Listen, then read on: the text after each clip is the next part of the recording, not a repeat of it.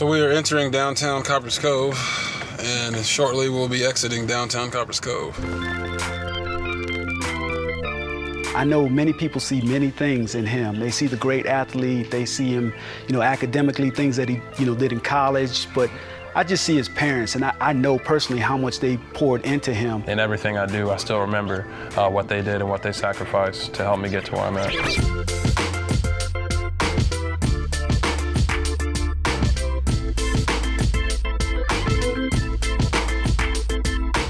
Even though I never experienced the military life firsthand, I did experience it secondhand as a military brat.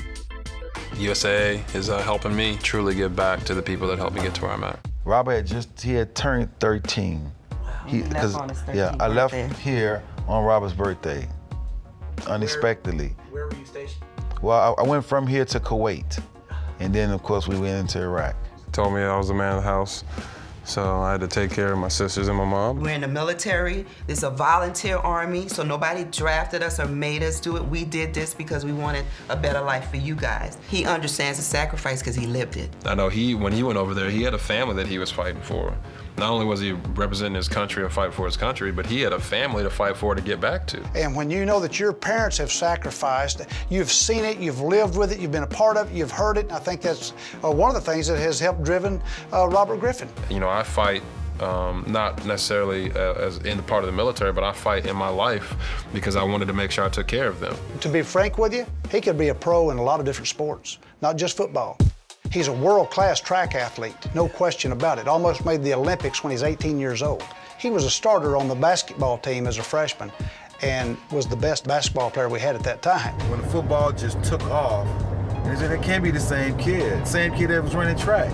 And in first place, Robert Griffin from Copperas Cove. All through high school, when he would finish his workouts, which are hard workouts, he'd be pulling a tire up a hill on the way home. Just him and mom or dad following in a car with their hazard lights on, and he'd be running those hills, pulling that tire. So I knew, based on what I was seeing him in practice, what he was going to do. I told him he was going to break the record the first year he ran it. Did I not? He break the record? And then from every time he ran, he broke the record. For a three-year span, every time he ran, he broke a record. And, I mean, every time. It's proven. This hill is proven. Just like Arnold's muscles are proven, so people want to lift like him, they want to run like me, so they come out here. I got the medium afro, working it a little bit, not too much. So right now, we're at Bulldog Stadium. That's where I earned my scholarship to Baylor, so a lot of memories here. High school football is at its purest form. You get to play with the guys you grew up with, so you got 11 years, 12 years with those guys, and you'll never forget that moment. When I got to college, I started saluting for a tribute to my dad. It's the same reason I wear the 3rd on the back of my jersey, because I take pride in being Robert Griffin III. He has that military connection. He has that military base in his life where he always wants to give back. The NFL tries to do as much as it can to show its appreciation to the troops. So with my parents both being in the military, so they asked me to carry out the flag, to be on the biggest stage in the NFL. It was truly an honor to be able to bring that flag out on the field, salute the troops, and then go win the game.